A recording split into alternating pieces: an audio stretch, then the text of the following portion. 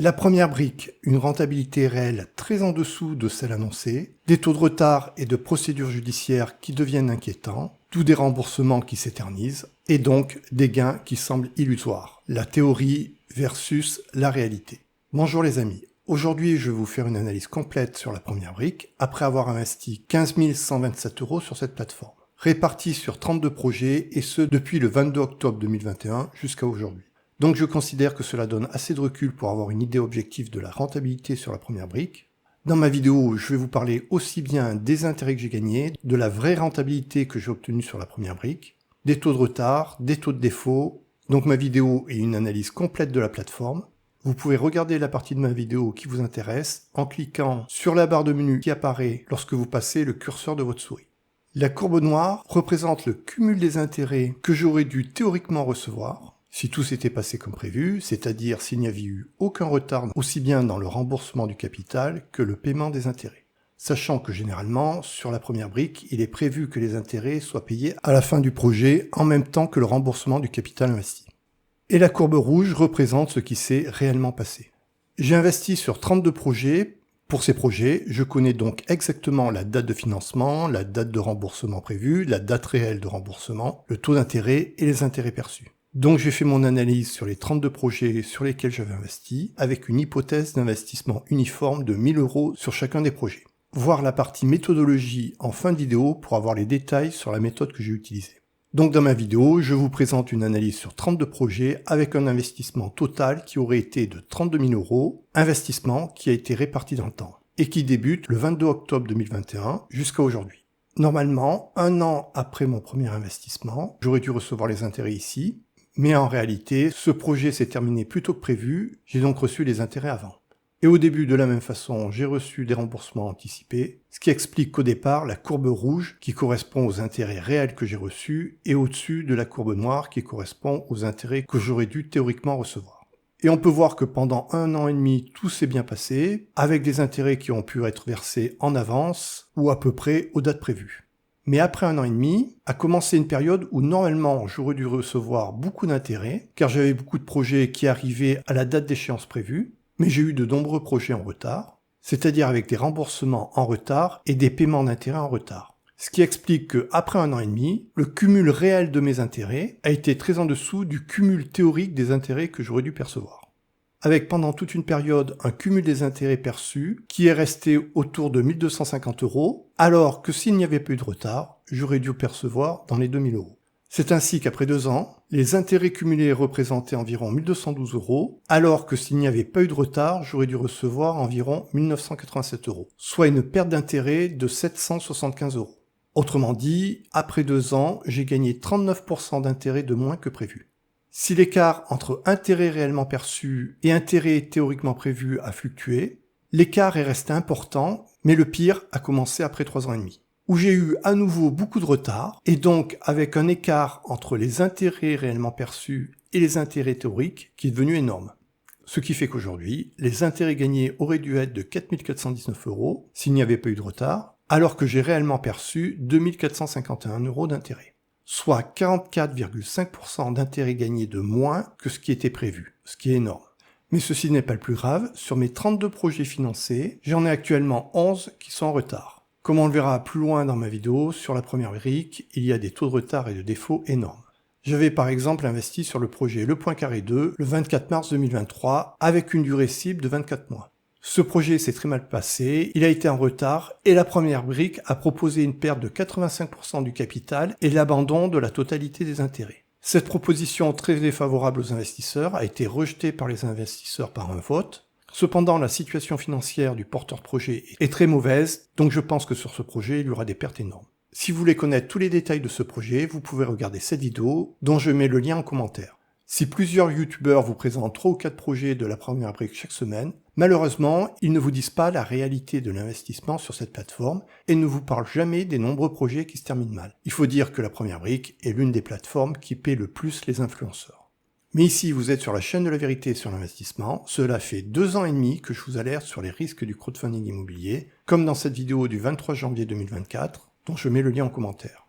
Pour soutenir mon travail pour mettre plus de transparence dans le monde de la finance, merci de liker ma vidéo et même mieux, de mettre un petit commentaire, partager ma vidéo sur les réseaux sociaux, les forums et encore mieux de booster ma vidéo. Sur smartphone, si la vidéo n'est pas en plein écran, après l'avoir likée, vous verrez apparaître une icône « Booster cette vidéo ». Il suffit de cliquer dessus pour booster ma vidéo pour lui donner plus de visibilité sur YouTube. Sur les 32 projets que j'ai financés, j'ai 11 projets en retard et plusieurs en procédure collective. Il me semble certain que parmi ces projets, il y ait des pertes en capital, en particulier dans le projet Le Point Carré. Sur ce projet, la première brique proposait une perte de 85% du capital et un non-paiement des intérêts, soit pour 1000 € investis, une perte de capital de 850 €. Or, pour l'instant, les gains apportés par le portefeuille de 32 projets que je vous présente sont de seulement 2451 €. Donc, il suffirait de 3 projets avec une telle perte de 850 € pour passer à une perte globale sur le portefeuille. Il me semble donc certain que la courbe des intérêts réels ne remontera jamais jusqu'à la courbe des intérêts théoriques. Et on ne peut pas exclure que la courbe des gains passe dans le négatif si on déduit des intérêts payés les pertes en capital. Mais pour le savoir, il faudra être très patient, il faudra attendre plusieurs années avant de pouvoir faire un bilan général, car en France, les procédures judiciaires sont très longues. Cependant, plus loin dans mes vidéos, je vous donnerai la rentabilité réelle que j'ai eue sur la première brique, et j'analyserai la situation des différents projets qui sont en difficulté. Sur ce graphique, j'ai représenté le cumul des remboursements de capital depuis le premier jour où j'ai investi sur la première brique, le 22 octobre 2021, avec toujours en noir la courbe des remboursements théoriques, et en rouge la courbe des remboursements réels. Avec normalement un projet qui aurait dû rembourser après un an, mais qui a été remboursé en avance. J'ai donc obtenu des remboursements réels en avance par rapport aux remboursements théoriques. Donc jusqu'à 1 an et demi, les remboursements réels ont été au-dessus des remboursements théoriques. Donc pour l'instant, tout se passait bien. C'est après 1 an et demi que la situation s'est dégradée. Et qui ensuite est devenue très inquiétante, car comme vous pouvez le voir ici, j'aurais dû avoir beaucoup de remboursements, mais à cause de retard, je n'ai presque pas eu de remboursement. Et c'est très important de comprendre cela. Lorsque je fais des vidéos qui vous présentent les vrais taux de retard sur la première brique, j'ai beaucoup de commentaires qui critiquent mon analyse, avec des personnes qui investissent depuis peu sur la première brique et qui bien sûr n'ont pas eu le temps de constater qu'il y avait beaucoup de retard. Car comme vous pouvez le voir, pendant 1 an et demi tout s'est bien passé, et c'est vraiment sur la longue durée que la situation est devenue inquiétante. Et ceci est vrai d'une façon générale. Beaucoup de personnes ont tendance à penser que parce que tout se passe bien pendant 1 an, 2 ans ou 3 ans, ça signifie qu'ils investissent sur une plateforme fiable.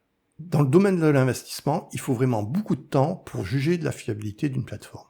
J'avais fait une vidéo d'analyse négative sur Ventus Energy, j'avais eu beaucoup d'investisseurs qui me disaient que j'étais trop négatif, la plateforme était récente, et in fine, on s'est rendu compte qu'en effet, Ventus Energy est une plateforme sur laquelle il va y avoir d'énormes pertes. On pourrait dire la même chose sur Realty, où il a fallu attendre de nombreuses années pour se rendre compte que cet investissement ressemblait plus à un Ponzi qu'à autre chose. C'est pour ça que je vous fais des analyses de long terme, pour que vous puissiez bénéficier de mon expérience, et ne pas investir des sommes énormes pour vous rendre compte au bout de 4 ans et demi que la plateforme n'était pas fiable. Donc aujourd'hui, j'ai en réalité eu 18 000 € de capital remboursé, alors que s'il n'y avait pas eu de retard, en prenant les dates de fin de projet annoncées, le remboursement cumulé de capital aurait dû être de 27 000 €. C'est-à-dire qu'il y a un tiers de capital récupéré en moins que prévu. Et comme on l'a vu, il y a des risques de ne jamais récupérer une partie du capital. Beaucoup d'investisseurs ne comprennent pas que ces retards impactent également la rentabilité. Car pour le calcul des intérêts, la première brique applique une formule proportionnelle. Je vous ai copié ici l'explication de la première brique sur le calcul de ces taux d'intérêt. Les intérêts bruts, autrement dit les intérêts avant impôt, sont égaux au montant que vous avez investi, multiplié par son taux, par exemple 11%, multiplié par la durée réelle du projet exprimée en mois, divisé par 12 mois. Donc par exemple, si vous investissez sur un projet d'une durée de 3 ans, vous gagnerez exactement le triple de ce que vous auriez gagné avec un projet d'une durée de 1 an. Bien sûr, si ces deux projets offrent le même taux d'intérêt. Pour toute cette diapo, je vais imaginer que vous placez 1000 € à un taux de 12%. Et je vais comparer 2 cas. Premier cas, vous placez ces 1000 € sur un projet de la première brique. Second cas, vous les placez en P2P crowdlending sur un prêt d'une durée de 1 an, mais à chaque fois qu'on vous rembourse, vous placez à nouveau la totalité de ce que vous avez accumulé, les 1000 € de départ plus les intérêts, sur le même type de prêt. Autrement dit, grâce à ce type d'investissement, vous bénéficiez des intérêts composés. Et sur la première brique, ce n'est pas possible, car les intérêts sont payés in fine, et on l'a vu, sont calculés sur une formule d'intérêt proportionnel. Si la durée de l'investissement est de 1 an, vous gagnerez 120 € d'intérêt sur la première brique, et la même chose avec votre investissement P2P, ce qui vous fait une rentabilité annualisée pour les deux investissements de 12% par an. Si vous investissez sur la première brique sur un projet de durée de 2 ans, vous gagnerez 240 €, 2 fois plus que sur un an. Alors qu'en P2P, sur des durées de 1 an réinvesties, vous gagnerez 254 € d'intérêt, soit 14 € de plus. Et quand on raisonne en rentabilité annualisée, cela donne seulement 11,4% pour la première brique, contre 12% pour l'investissement en P2P. Ce qui se passe, c'est que pour l'investissement en P2P, quelle que soit la durée, vous aurez toujours une rentabilité annualisée de 12%, car vous bénéficiez des intérêts composés. Alors que sur la première brique, vous ne bénéficiez pas des intérêts composés, puisque le taux est calculé avec une formule proportionnelle, et plus la durée est longue, plus votre rentabilité annualisée sera faible.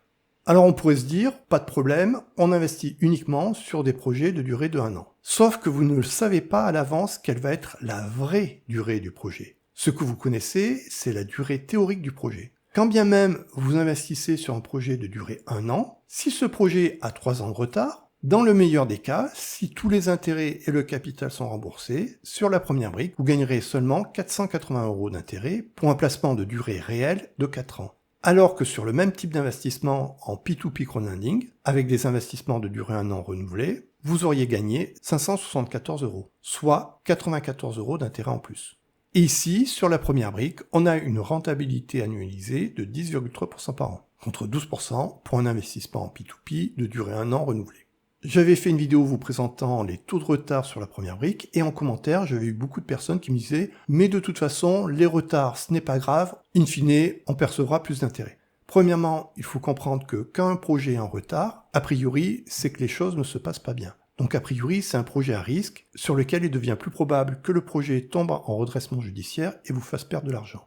Mais quand bien même ce projet se termine bien et vous avez le remboursement intégral de votre capital et des intérêts, vous êtes perdant car plus la durée est longue, plus votre rentabilité annualisée sera faible. Et la différence n'est pas négligeable entre par exemple 12% et 10,8% sur 3 ans. Ça fera 45 € en moins d'intérêt gagné.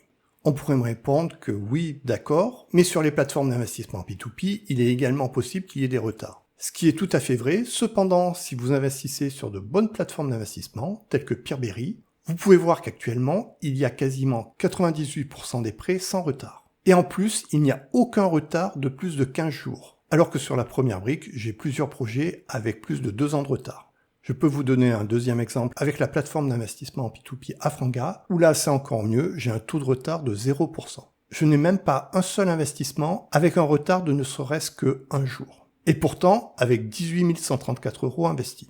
Cela fait plusieurs années que je vous dis que l'investissement en P2P crowdfunding est plus rentable et à mon avis moins risqué que l'investissement en crowdfunding immobilier. Si vous ne connaissez pas encore cet investissement, vous trouverez sur mon site internet www.financestavili.fr une sélection des plateformes qui me semblent offrir le meilleur rapport rentabilité-risque.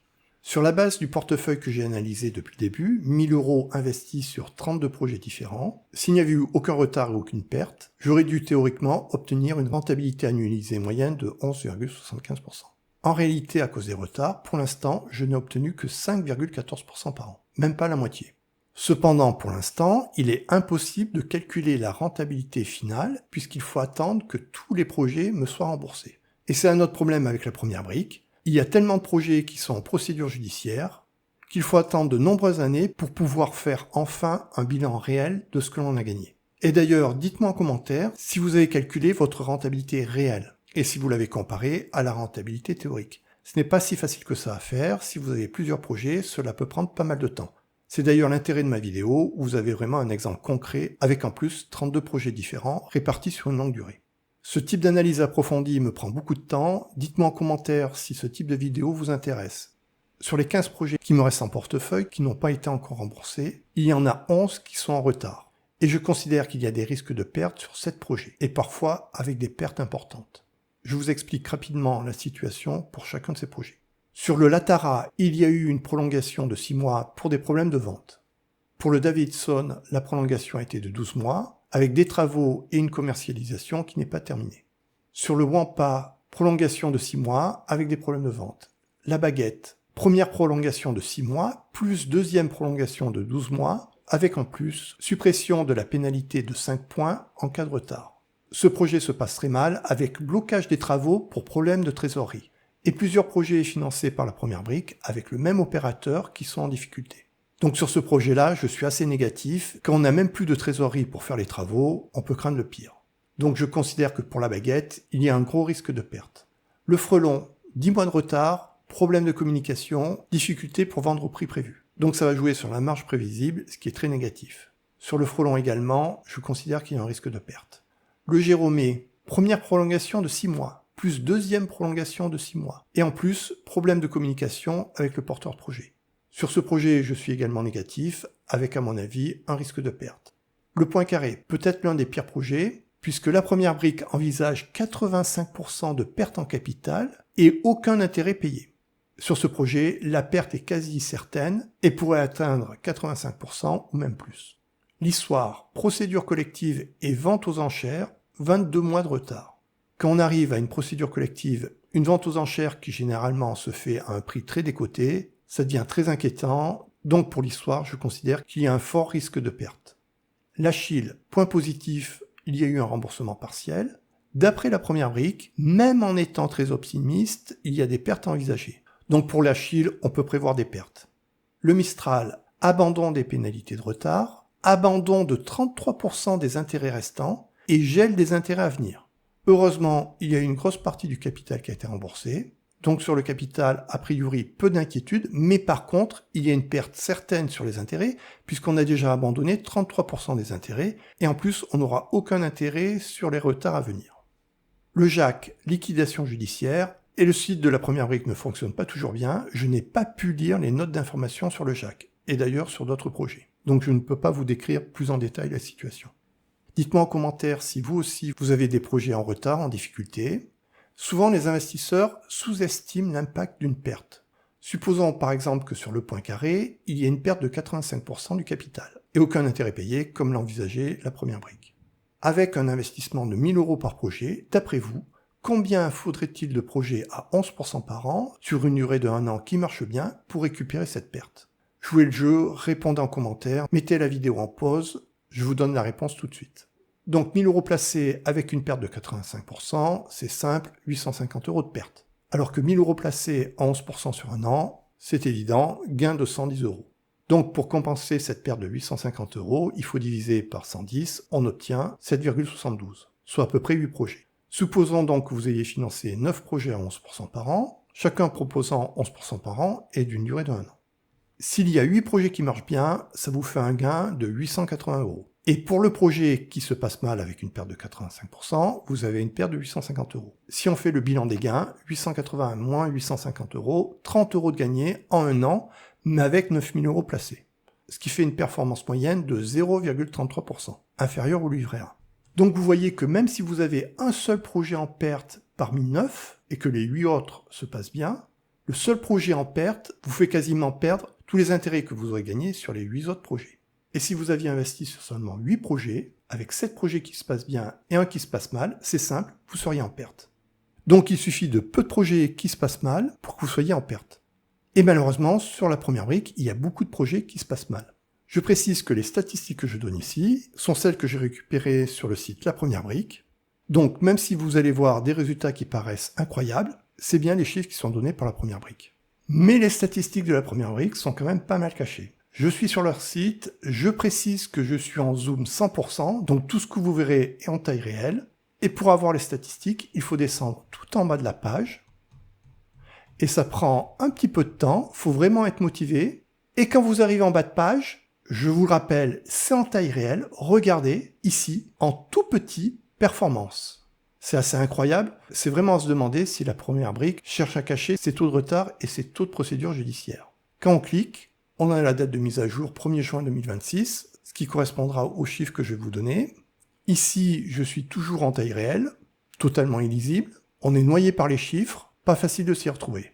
On peut comparer à l'affichage des taux de retard donnés par la plateforme Peerberry. Dites-moi en commentaire, à votre avis, qu'est-ce qui est le plus clair? Autre point qui montre un manque de transparence de la part de la première brique. Quand j'avais contacté le PDG de la première brique pour lui demander de me fournir un fichier avec la situation détaillée de chacun des projets, date de remboursement prévue, date réelle de remboursement, il a toujours refusé. Il faut croire que sur la première brique, ils ne sont pas très fiers de leurs résultats. Dans ce calcul, j'ai fait le cumul des retards et des procédures. Donc les taux que je vous présente ici vous présentent ces deux situations où les projets sont soit en retard ou pire, sont par exemple en procédure judiciaire. Pour les projets ouverts au financement en 2019 ou en 2020, tout se passait très bien, taux de retard de 0%. Pour les projets financés en 2021, on a un taux de retard et de procédure de 24,24%, presque un quart des projets. Mais pour les projets financés en 2022, c'est bien pire, 52,98% de retard ou de procédure. C'est-à-dire plus d'un projet sur deux qui ne se passe pas comme prévu. Dans ce taux, il y a les procédures judiciaires pour lesquelles il y a un fort risque de perte. Pour les projets financés en 2023, on atteint 59,2% de projets en retard ou en procédure judiciaire ou procédure amiable. Pour les projets financés en 2024, 45,4% de retard ou de procédure. En 2025 et 2026, tout semble aller mieux, avec seulement 7,61% de retard et procédure pour les projets de 2025 et 4,71% pour les projets de 2026. Cependant, attention, ce taux sur 2026 n'est pas du tout réaliste, car la grande majorité des projets de 2026 ne sont pas arrivés à échéance. Donc par définition, la majorité des projets ici ne peuvent pas être en retard. De même pour 2025. Car comme on peut le voir aussi bien en 2025 qu'en 2026, la durée moyenne des projets est supérieure à 20 mois. Donc c'est certain, sur les projets de 2025, très peu de projets sont arrivés à échéance. Donc quand on calcule les taux de retard, il faut absolument supprimer les projets de 2025 et de 2026, car ça n'a pas de sens de calculer les taux de retard en prenant en compte de nombreux projets qui ne sont même pas arrivés à échéance. Beaucoup de youtubeurs sous-estiment les taux de retard en prenant en compte des projets qui ne sont pas arrivés à échéance, ce qui est vraiment trompeur. C'est pour ça que dans mes bilans trimestriels, lorsque je vous donne des taux de retard sur la première brique ou Clubfunding, je prends en compte des années antérieures pour être sûr que les projets sont arrivés à échéance et pour avoir une vision réaliste. Et en prenant en compte tous les projets, on arrive à un taux de retard global de 35,7% pour les retards et procédures. Ce qui est énorme parce que ce taux prend en plus en compte de nombreux projets qui ne sont pas arrivés à échéance. Et pour autant, on est quand même à plus de 1/3 des projets qui se sont mal passés. On voit donc qu'on a eu une explosion des taux de retard jusqu'en 2023. On peut donc se demander pourquoi les taux de retard et procédures ont explosé depuis 2021. Il est vrai que l'arrivée du Covid a eu un effet très négatif sur le secteur immobilier, en particulier en raison de la forte augmentation de certains matériaux de construction et des périodes de confinement. Pour rappel, le premier confinement en France a eu lieu le 17 mars 2020. Cependant, pour les projets qui ont été financés en 2023 ou en 2024, il devient difficile d'invoquer l'effet Covid. Et en 2023 et 2024, on arrive à des taux de retard et procédures énormes qui peuvent être supérieurs à la période post-Covid. Donc comment expliquer cela ? De 2021 à 2022, le nombre de projets sur la première brique a été multiplié par 2,3. Et en parallèle, le taux de retard et de procédure a été multiplié par 2,2. Pour moi, c'est loin d'être une coïncidence. Je considère que depuis 2022, la première brique est devenue laxiste en ce qui concerne la sélection de ses projets.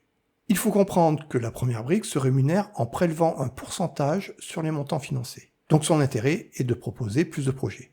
Alors que l'intérêt des investisseurs est au contraire qu'il y ait moins de projets, mais des projets de qualité. Or, avec des taux de retard et de procédure qui peuvent dépasser les 50%, il est indéniable que le travail de sélection des projets est très mal fait, qu'il est trop laxiste, qu'il laisse passer des projets trop risqués. Le PDG de la première brique s'est exprimé dans plusieurs interviews pour chercher à expliquer l'explosion des taux de retard et des taux de procédure judiciaire. Il parle d'une situation de l'immobilier qui est négative. Je ne conteste pas le fait que la situation de l'immobilier en France est négative. Cependant, quand la situation de l'immobilier en France est négative, est-ce que c'est le moment de multiplier le nombre de projets offerts ?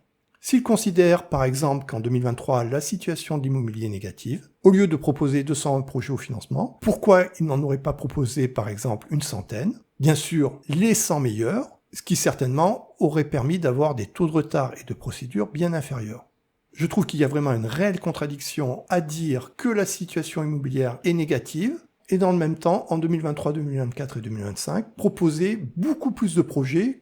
Et pour 2026, on est en milieu d'année, donc a priori, on devra avoir un nombre de projets à peu près identique à 2025. Suite au constat que j'ai pu faire sur la première brique, en faisant cette vidéo, je considère que dorénavant, la première brique est une plateforme trop risquée. Et je dirais d'ailleurs la même chose sur Clubfunding, Upstone ou d'ailleurs toutes les plateformes de crowdfunding immobilier françaises. D'ailleurs, les dirigeants des plateformes, lorsqu'on leur demande d'expliquer leurs résultats déplorables, invoquent une mauvaise situation de l'immobilier en France. J'adhère tout à fait à ce constat, mais il faut être cohérent. Un investisseur ne doit pas investir sur un marché qui est en difficulté. C'est pour ça que personnellement, je préfère investir sur de l'immobilier en Espagne. Je vous mets en commentaire de cette vidéo plusieurs plateformes qui vous permettent d'investir en toute simplicité sur de l'immobilier espagnol. L'augmentation des taux de retard est d'autant plus remarquable que dans le même temps, la durée cible moyenne des projets a explosé, passant progressivement de 8,7 mois en moyenne en 2021 à 23 mois en moyenne en 2026. Je vous rappelle que 2021 est l'année pour laquelle on avait eu une forte augmentation des taux de retard et procédures. Et je pense que ce n'est pas un hasard si en 2022, la première brique a énormément augmenté la durée des projets.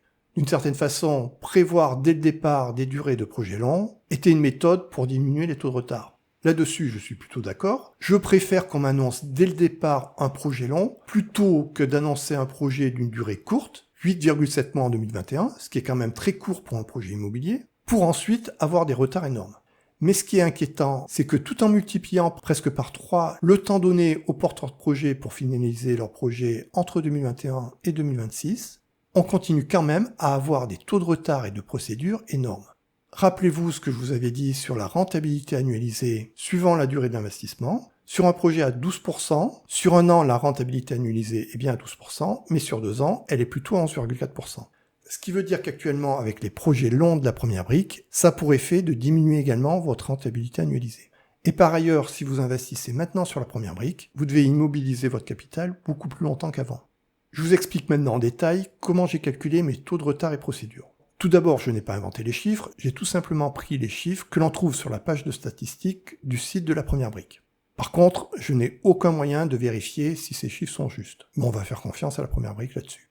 J'ai pris en compte à chaque fois les projets qui correspondent à une année donnée. Par exemple, pour 2022, bien sûr, je ne prends que les projets qui ont été financés en 2022. Et par exemple, pour ces projets en 2022, je les compte en retard, même s'ils ont déjà été remboursés, dès lors qu'ils ont été remboursés en retard par rapport à la date prévue. Ce qui est logique. J'ajoute également les projets qui sont en cours respectueux d'échéances modifiées. Ici, j'aime beaucoup la façon dont la première brique exprime les choses. Il parle de projets respectueux d'échéances modifiées. C'est-à-dire qu'il y a au départ une durée de projet qui est prévue. Et ici, il y a eu après coup une renégociation de cette durée pour augmenter la durée prévue. Donc on est bien sur un projet qui ne respectera pas la durée prévue, en retard. J'ai bien sûr ajouté les retards de 0 à 6 mois, les retards de plus de 6 mois, les procédures amiables, puisque je vous rappelle que je calcule un taux de retard et procédure, donc je tiens compte des procédures, et les procédures collectives ou judiciaires, plus les pertes définitives. Donc autrement dit, ici vous avez l'ensemble des projets qui ne sont pas sains, pour lesquels il peut y avoir une procédure, ou un retard, ou pire, pour lesquels il y a déjà une perte. Je vous donne maintenant la méthodologie pour les gains et les remboursements, c'est-à-dire les calculs que j'ai réalisés pour faire ce graphique et ce graphique. J'ai tenu compte de 32 projets différents que j'ai financés, en prenant un investissement de 1000 € par projet, ce qui permet d'équilibrer le poids de chaque projet. Si j'avais pris mes investissements personnels, certains projets auraient été surpondérés par rapport à d'autres, ce qui produirait un biais. Ces projets ont été offerts au financement en octobre 2021 pour le premier, jusqu'en mai 2025. Pour la courbe théorique, j'ai pris les taux et les dates prévues. Autrement dit, j'ai imaginé que la situation se passait comme prévu, avec aucun retard sur le remboursement et sur le paiement des intérêts. Pour la courbe réelle, j'ai tout simplement pris les dates et les paiements réels, aussi bien remboursement de capital que paiement d'intérêt. Cette vidéo m'a demandé énormément de travail, donc merci de lui donner le maximum de visibilité en mettant un commentaire et en la partageant sur les réseaux sociaux et sur les forums. Si vous avez des questions, n'hésitez pas à les poser en commentaire, je cherche à répondre rapidement à tous les commentaires. Je vous dis à mercredi prochain pour une nouvelle vidéo sur la chaîne de la vérité sur l'investissement qui vous donne des informations en toute transparence et en toute indépendance